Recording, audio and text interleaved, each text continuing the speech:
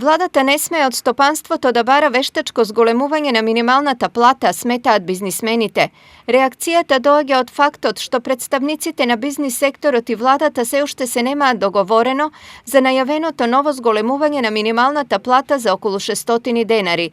Дали постојаната владина најава за зголемување на минималната плата е притисок за работодавачите и директно мешање во менаџирањето на фирмите? Дека е притисок спрема за менаџерите и за компаниите, е притисок затоа што минимална плата автоматски делува на зголемување на вкупните плати во компанијата. Значи не се работи само за дотирање на послабите работници кои не остваруваат, туку предизвикува и пораст на просечната плата во компаниите и на вкупните трошоци. Освен работодавачите, на неизвестноста во одлуките за висината на платите се изјасни и председателката на Сојузот на стопански комори Даниела Арсовска. Ставот е ист. Секој вештачки обид за зголемување на минималната плата за нас не е добар. Треба да се следат условите на пазарот, зашто тие се менуваат на дневна, неделна и месечна основа. Смета Арсовска.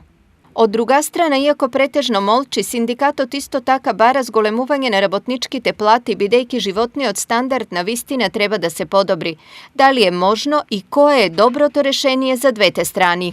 Ние разговаравме со владата, кај организација на работодавачи и текстилниот кластер, бидејќи сме најпогодени од ова измера на минималната плата, тоа е со евентуалното покачување. И тоа да се компензира од страна на владата преку средствата издвоени за индустријски политики. И пресметнавме дека тоа не би биле енормни средства кои ќе влијат драстично на буџетот, не се работи за повеќе од 10 милиони евра.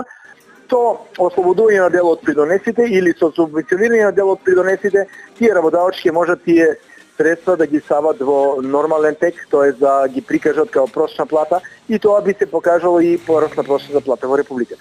Во врска со ситуацијата став има и министерката за странски инвестиции Зорица Апостолска. За тоа колку би изнесувала минималната плата, разговорите се во фаза на предлози. Решение ќе има, а кога ќе се постигне, јавноста ќе биде известена. Изјави Апостолска. Проблемот со висината на минималната, но и останатиот дел од платата на работниците е клучен за стабилизирање на производството, но и за зголемување на продуктивноста, која треба да ги компензира бројните тешкоти со кои се соочуваат компаниите. Ќе успеат ли преговорите или владата ќе пресече по своје е неизвестно, но како што тргнало со покачување на платите на администрацијата, нормално е нешто да очекуваат и работниците.